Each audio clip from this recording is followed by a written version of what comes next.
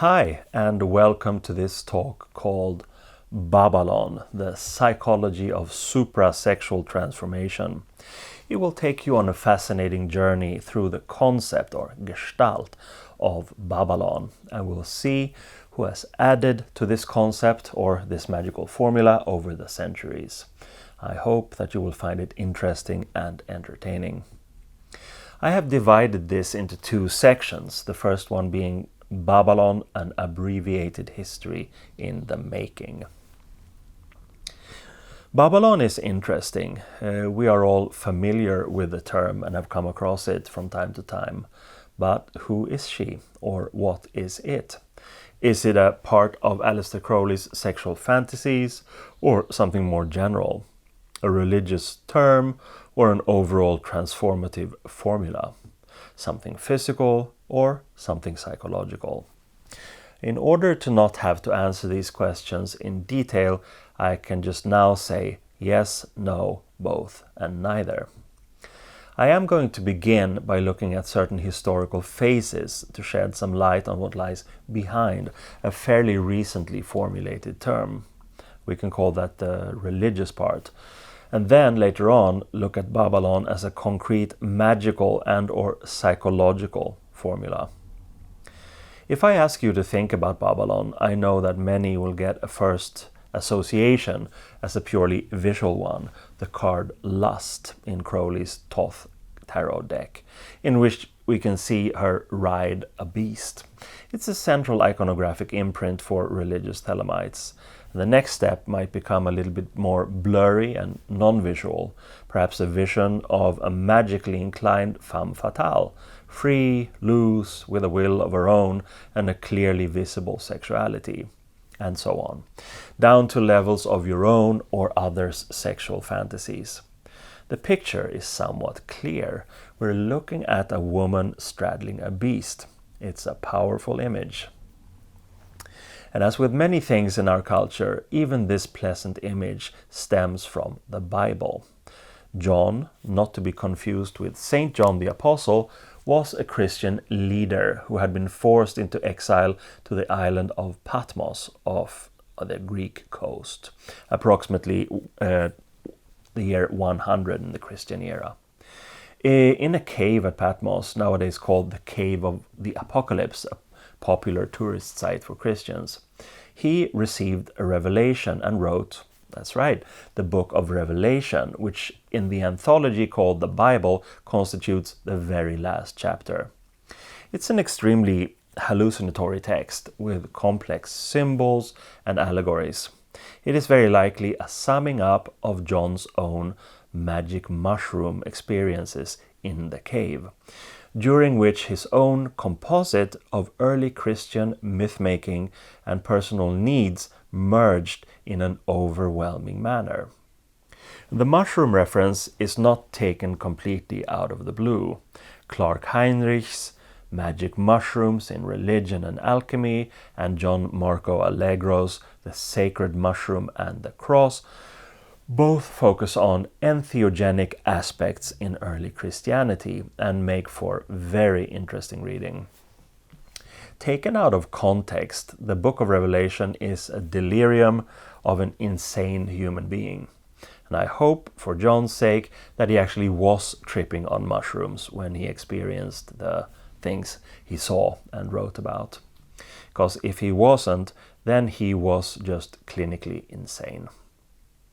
The text taken within context is even worse and sets examples of intolerance, contempt for human beings, and a blind thirst for authority, all of which have made our world a considerably worse place than it could have been. One of the first to be attacked in this text is Jezebel, who was a seeress, but who could also be a general symbol of A, a woman, and B, someone who is spiritually curious. And this was not a good combination in early Christianity. Quote, "Whoever fornicates with her I shall let suffer if they won't turn away from her deeds, and her children I will slay with the plague." End quote. These nice threats actually aren't attributed to John, but to Jesus himself, as it's Jesus who stands behind John in the cave and dictates, literally. From section 12 and onwards, we meet the dragon, consisting of elements of bear, leopard and lion, and also equipped with extra monstrous symbolic heads.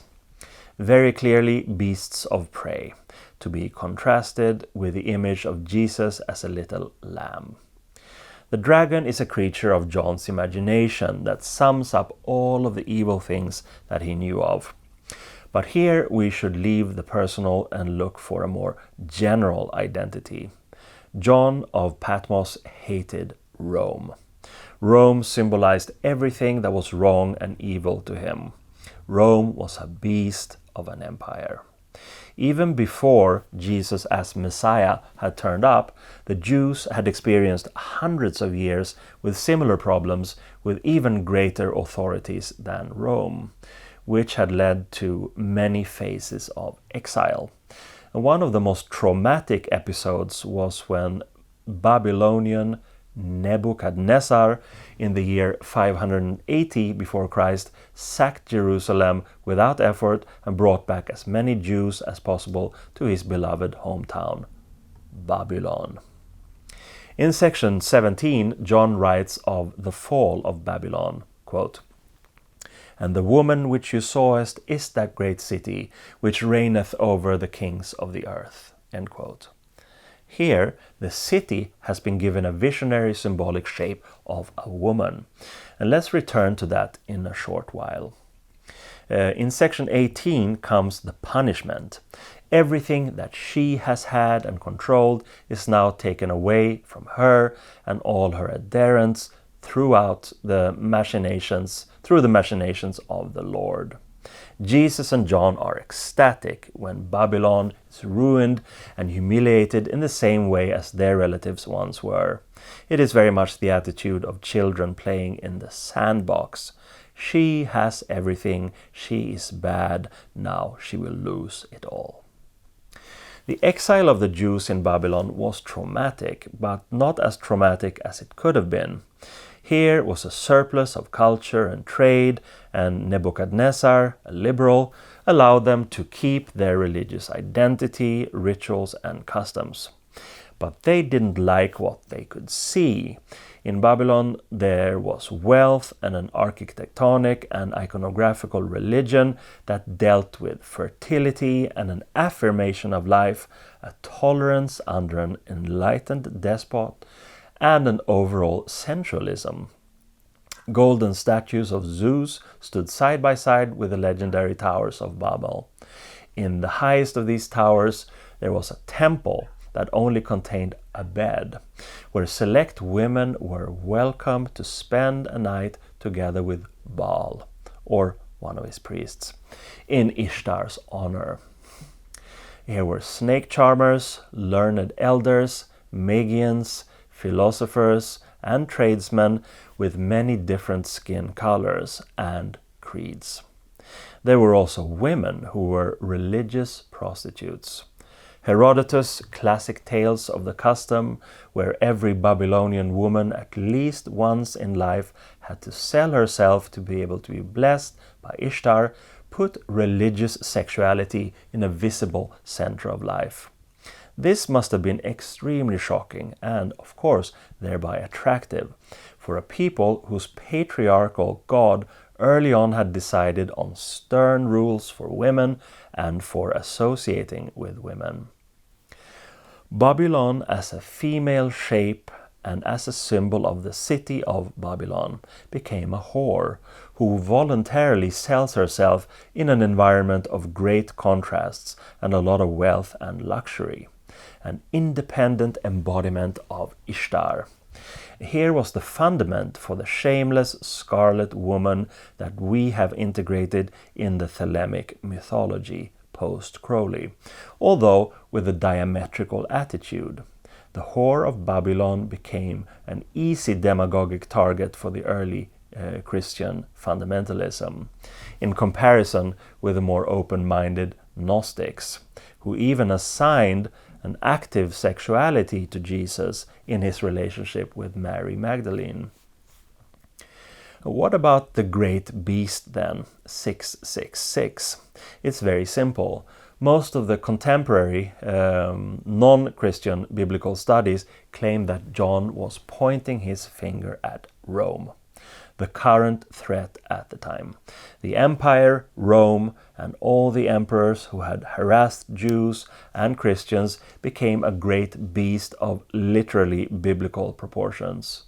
Jesus may have encouraged turning the other cheek, but that was because he knew that Yahweh doesn't, and that Yahweh would take care of all injustices by, for instance, killing infidel children with the plague. The historian Henk Jan de Jonge has shown, on par with Crowley in his analysis of To Megatherion, the great beast, that the Greek gematria for Trajan, the Emperor Trajanus, adds up to 666. He was the emperor who ruled between 98 and 117 of the Christian era, the period when John wrote his delirious dark epic in exile. John was pointing his finger in Kabbalistic code. And when it comes to the whore of Babylon, we're really looking at Ishtar and also at the earlier Sumerian goddess Inanna. Love goddesses both, promoting fertility and beauty. In Rome, there was Venus, and in Greece, Aphrodite. In all instances and in all versions, these goddesses encouraged women to prostitute themselves in their honor. One also needs to take into account the ancient fear of Lilith, Adam's first wife in the Old Testament. Why was she so evil? Well, she had a will of her own, and also wanted to straddle and ride Adam sexually. Not appropriate at all. That's the overall context that we have to take into consideration when we look at the origins of Babylon. We know how things develop when cultures meet. Baal, who was present all over Asia Minor for a long time, developed into Zeus, who developed into Hercules, and so on, and later into our very own Thor. Baal was originally a Semitic god who was more and more pushed aside and finally demonized. Another example is equally mighty Ishtar, who via Astarte in the Semitic system became Ashtaroth, a male demon. The maintenance of Astarte's temples were paid for by prostitute priestesses. Astarte was hated and feared already at the time of the Old Testament. Apuleius, who was born in the year 123, mentions in his classic text The Golden Ass that priests of Astarte wore makeup and acted in a feminine manner. They sang, danced, and there were even blood rituals and whipping around. It was almost like a religious circus. In some extreme cases, there was even self-castration within the worship of Astarte. In Lydia, young women had to earn their own dowry by prostituting themselves. Prostitution was also prevalent within the temples of Aphrodite. You tossed a coin on the woman's lap and blessed her by evoking the goddess Mylitta, which is Assyrian for Aphrodite. Temple-based prostitution could also be found in Cyprus, and in many regions there was also male prostitution. And one classic tale in the Bible is the fable of sinning in Sodom and Gomorrah. In the first place has even become synonymous with anal sex, sodomy. For far earlier, in one of the very earliest religious texts, Gilgamesh, approximately 2,000 years before Christ, the Babalon archetype appears in the shape of Ishtar together with her lover Dumuzi. He was later called Tammuz in Babylonian. He was a man or a god who died and was reborn over and over again, according to well-known sexual myths, Egyptian and otherwise. Basically, the Judeo-Christian attitude met a lot of resistance, and it was surely led into temptation many times.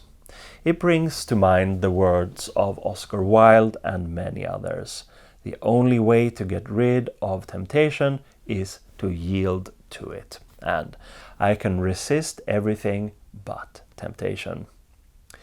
The Gnostics, who could see a connection between the resurrection of Christ and an active relationship with Mary Magdalene, were quickly outmaneuvered by the anti-sexual cadre, which eventually edited the world's most sold book ever, or, to be correct, the world's most given away book, or the world's most unread book, or the most unreadable one.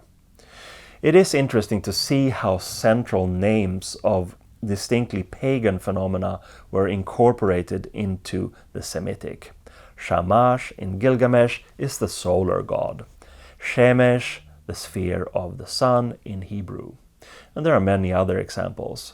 But I don't think there exists a cultural sphere that has so vehemently denied its own roots with such religious intolerance and hatred as the Judeo-Christian.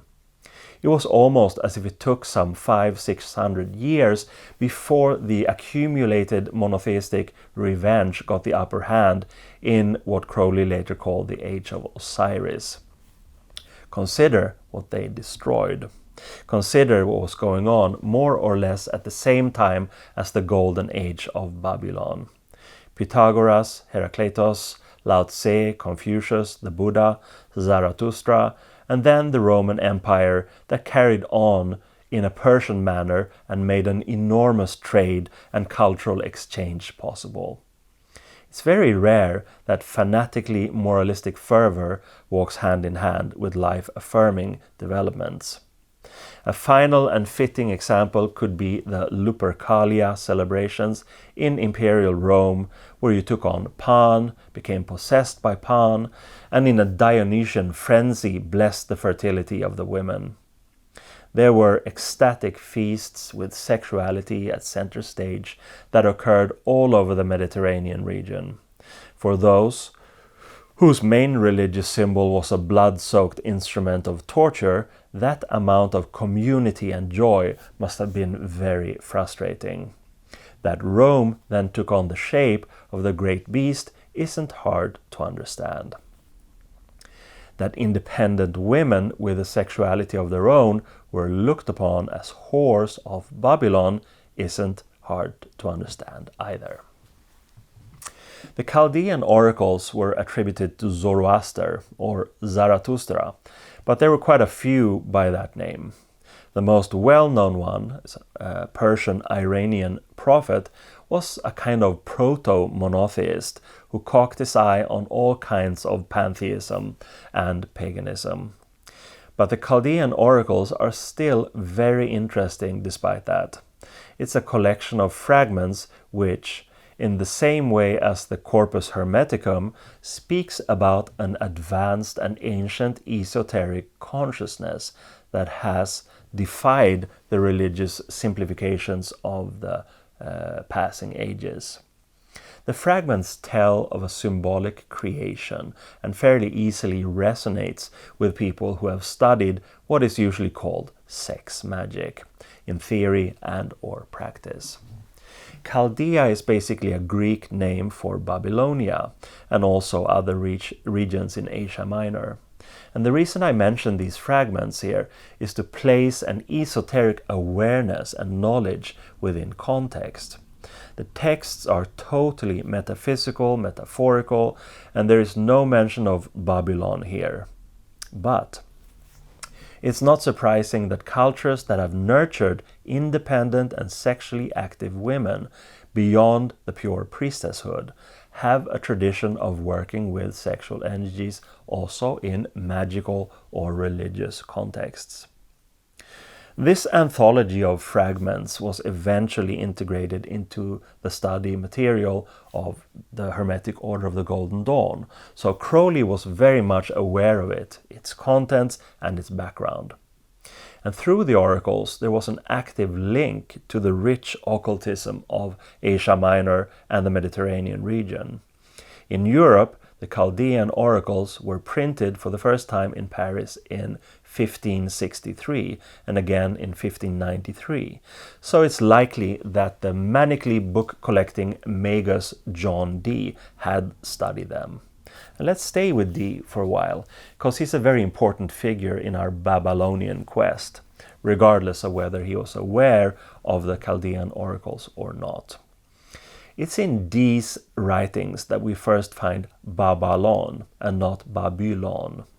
I'm sure you already know of the grand adventure that this Elizabethan magus and his assistant Edward Kelly embarked upon. The channeling of the Enochian language and system was and still is groundbreaking in that it, in our dynamic empiricism, so-called, conveys a structured reality beyond mere imagination and human ingenuity. That this process took on fairly Christian expressions for these gentlemen, we should perhaps not question too much. They were working under a violently strict Christian regime and lived in a Christian culture. But they were also formulating a magical system and a complex structure that many generations of magicians have worked with since then. And whether this was a result of objectively existing angels or energies in their individual and joint psyches is presently a matter of speculation only. No matter what, Babalon was defined by them as an Enochian word for naughty, and Babalonuda as one for harlot.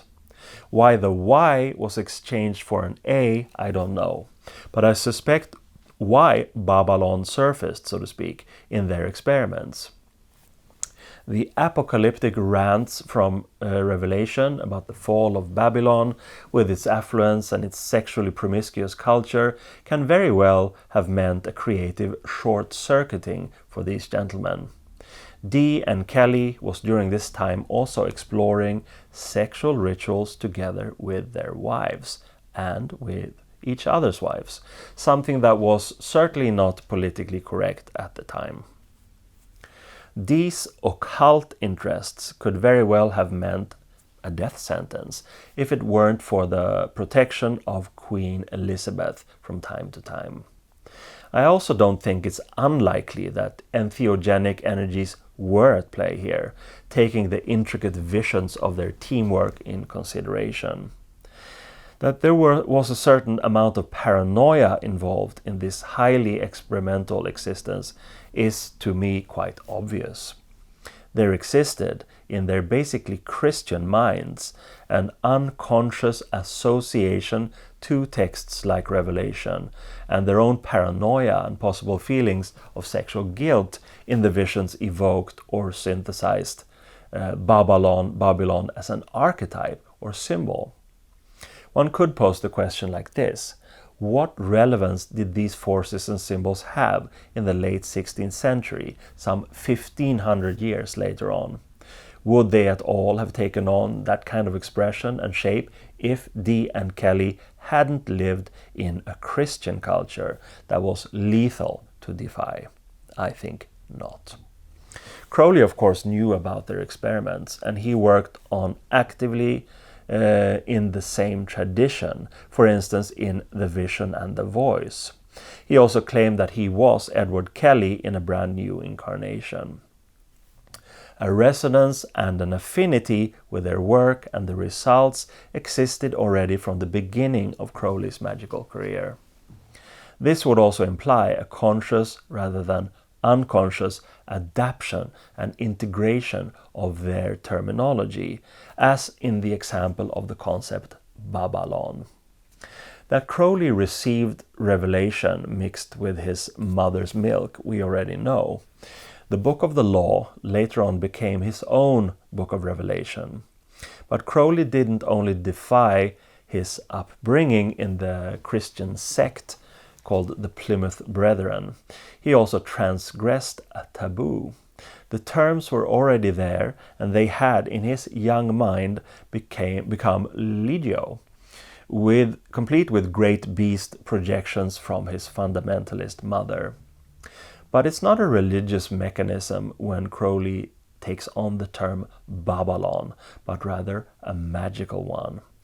It is the contextual transgression that sets the energies free, not the terms in themselves.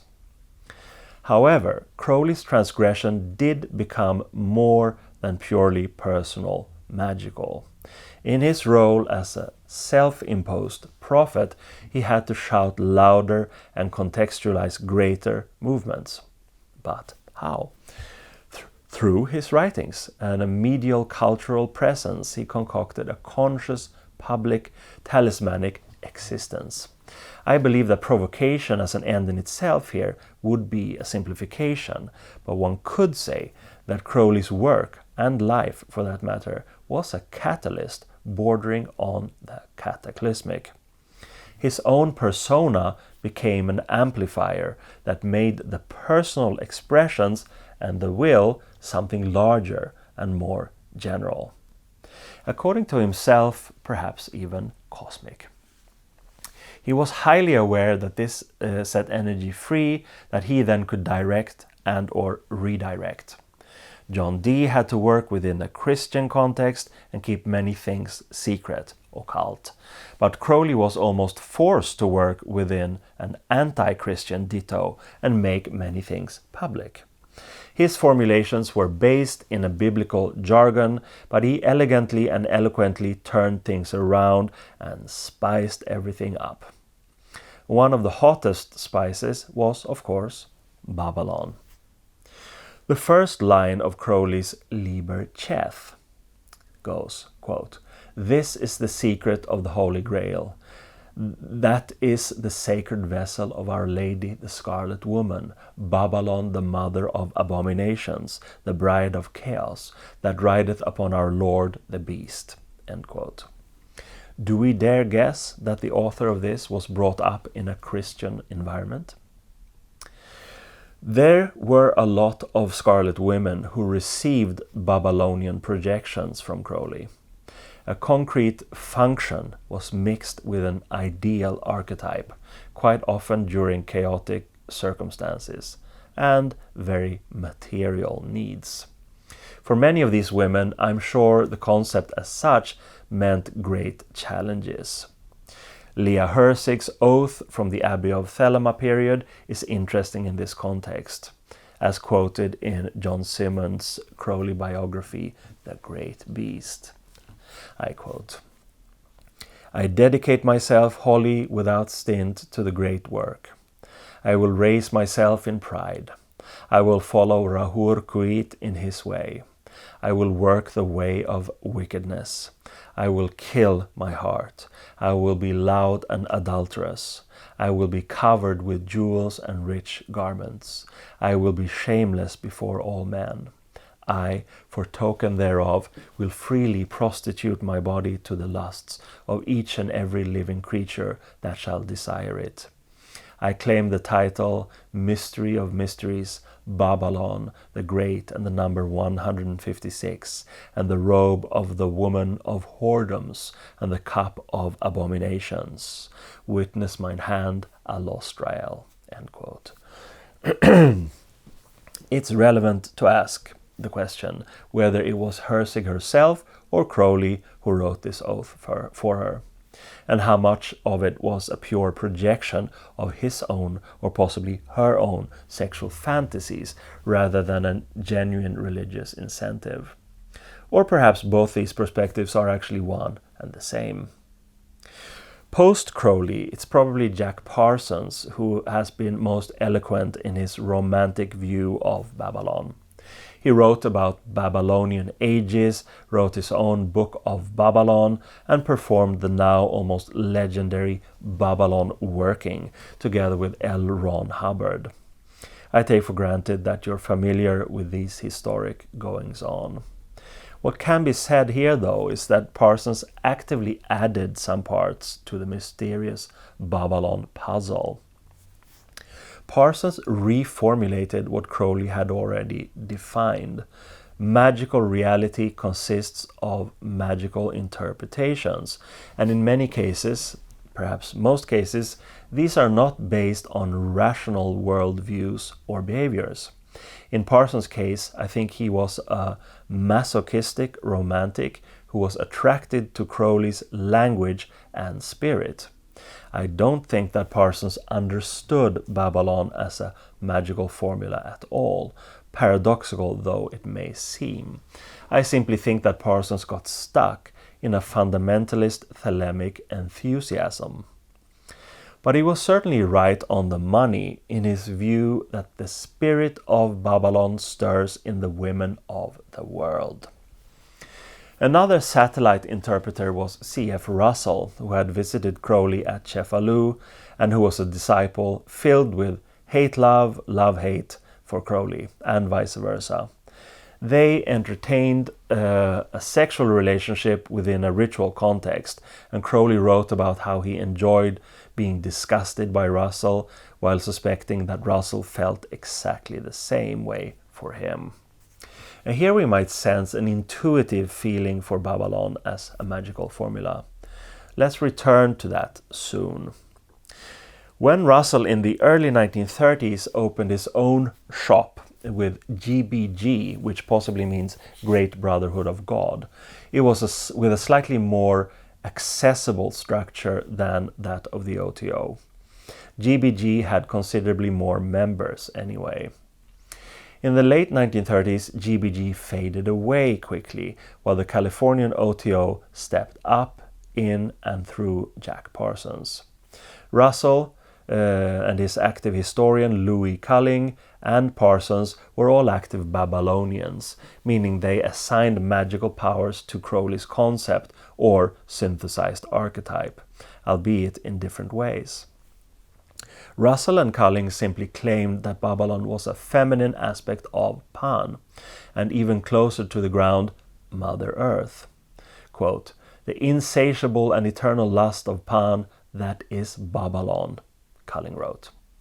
It was also claimed that, quote, "Babalon is the highest goddess within sex magic," end quote, which is a fairly speculative and vague claim. It's also a little bit weird with the image of a heptagonal star with the text Babalon centrally in a circle that is reproduced in Culling's anthology called The Complete Magic Curriculum of the Secret Order GBG.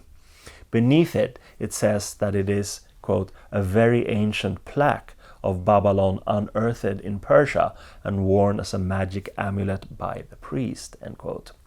It would be phenomenally interesting to find other sources confirming this. In this case, though, I simply think that the magical reality has been slightly overheated by fantasies about the highest goddess within sex magic. I should also mention Peter Gray's book, The Red Goddess.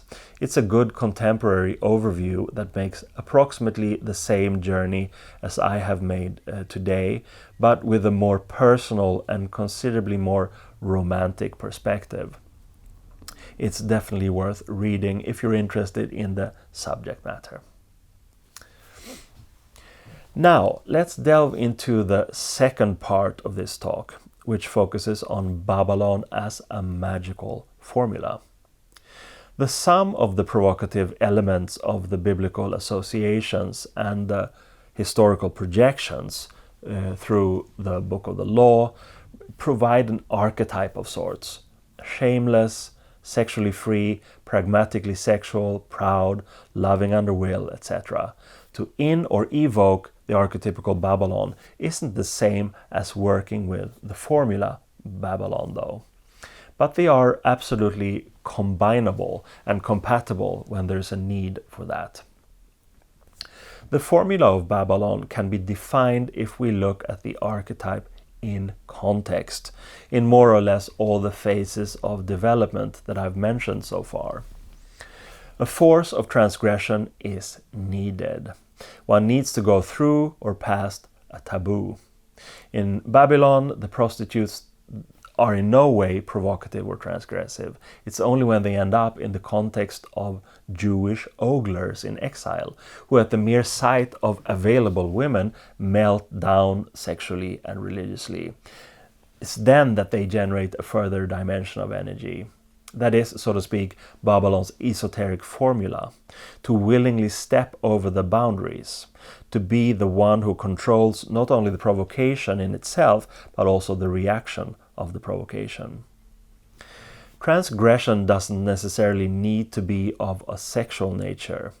Challenging your own comfort zone, your own behavioral patterns, and your own thirst for safety in authority is often relevant enough.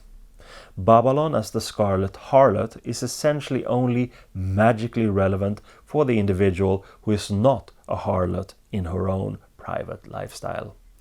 Whoever is merely becomes Babylonially ceremonial rather than ritually transformative. On the other hand, the harlot who experiments with becoming a nun releases a transgressive energy that can be equally strong as the other way around. To meet your fear, to touch your own subconscious attraction, to go against, to broaden your view through a symbiosis of contrasting perspectives. That's what the formula is all about.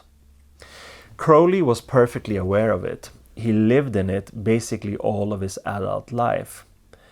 Quote, "The key to joy is disobedience," end quote. As I've stated earlier, it wasn't merely as a puerile provocation or as an end in itself.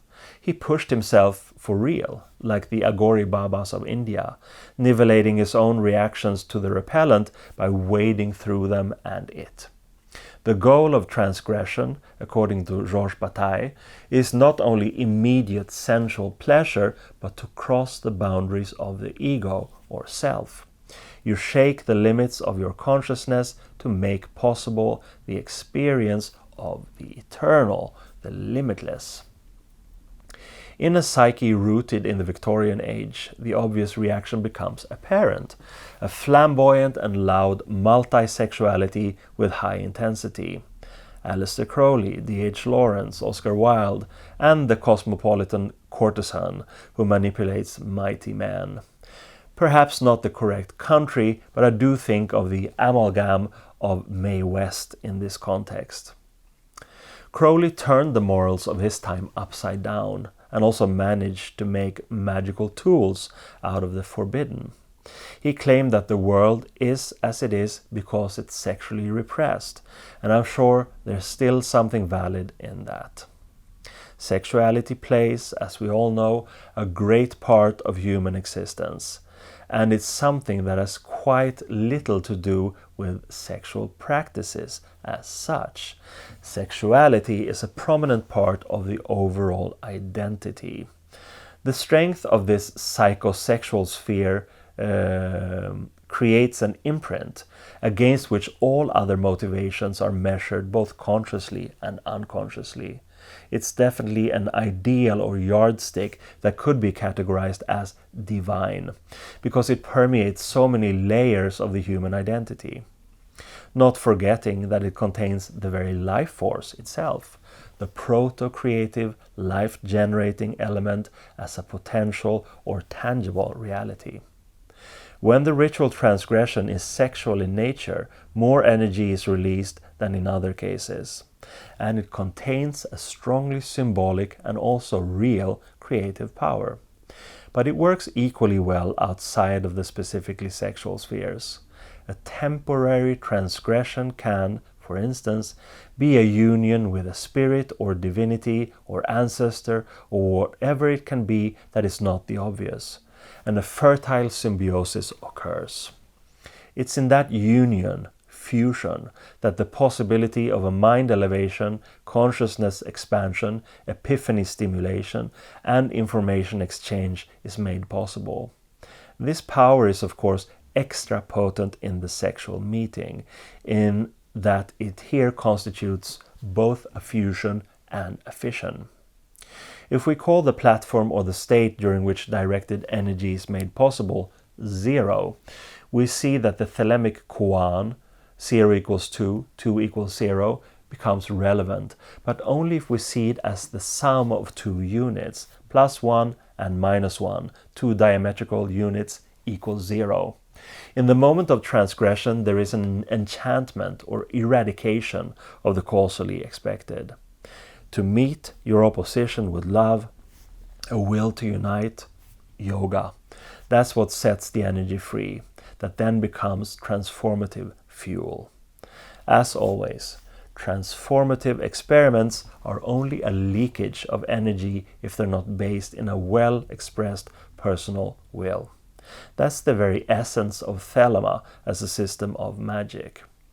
The harlot that awakens the beast with a purpose and by free will is sacred, otherwise not. We all know thermodynamics, the relationship between work and heat. We're all working with it, regardless of whether we're conscious of it or not. And the essence of thermodynamics is that energy cannot be destroyed or created, but it can be led, directed, guided, placed. The disorder that increases in isolated or static systems is called entropy. Magic is a willed application of a psychosexual thermodynamics, where the purely sexual elements are constituted by both fusion and fission, also on the level of proto-friction. On the magical psychological level, the transgression, or Babalon, if we so desire, constitutes a rubbing out of inner entropy, frustration, by the will's stepping over the boundaries of what is conceived of as taboo in the specific case. This step is a work that generates inner heat, joy, ecstasy, well-being, etc. And in these states, it is also possible to come into a temporary contact with a state of mind that is not imprinted by the force of habit or by a common rational interpretation of sensory impressions. It's as close to total freedom that the human being can come. Babalon is thus not necessarily the Thelemic romantic icon, the holy whore, who carries on the legacy from Ishtar, Inanna, Aphrodite, and Venus. It can be healthy and inspiring archetypes, regardless if one wants to work with them literally or as a springboard for further transgressive experiments. Creating hypotheses can certainly be rewarding, but it is very seldom that this brings a setting free of creative energy. To honor creative hypotheses by acting them out is probably the only way by which we can make sure if they have any tangible value or not. Plus, as the icing on the cake, energy is then set free, which can be pointed in the desired direction, regardless if it has to do with the experiment in itself thematically or not. On a slightly more general level, we can call all kinds of initiation rituals transgressive occurrences. Their value lies in being unknown to the initiate passing through them. But they're usually not constructed of an anomalous uniting with the opposite, which I claim that the Babylonic principle or essence does, or needs to do. We can see an analogy with a homeopathic process in which we strengthen the totality by consciously and voluntarily adding fragments of transgression in order to vitalize the organic perspective and strengthen the defense system. The energy of the immune defense system that has just been awakened is exactly the energy that the magician can use for his or her own purposes. Maya Deren once wrote about Erzulie, a truly Babylonian archetype, that as a love goddess, the motherly role or function is denied her. She can't become the mother of humans or even of life itself, but certainly mother to the myths of human life and culture. Erzulie and Babalon as a formula is the principle through which the human being formulates and creates divinity within individual human life by defying the expected causality where 1 + 1 = 2. When we are united with a diametric ideal in a ritual context, with transgression as added fuel of attraction, then we suddenly find ourselves with a great deal of cosmic capital to spend as we wish and see fit. Thank you for being here and listening to my talk on Babalon. If you would like to read this text, it has been published in my book called Resonances, published by Scarlet Imprint. Please also check out my other video lectures here at Vimeo, and if you want to support my work, please consider joining the Patreon I have together with my wife, artist and psychoanalyst Vanessa Sinclair. In the information text for this recording, you can also find many links of relevance that will take you to other expressions of my work. Again, thank you very much for being here, and I hope to see you soon again. Bye-bye.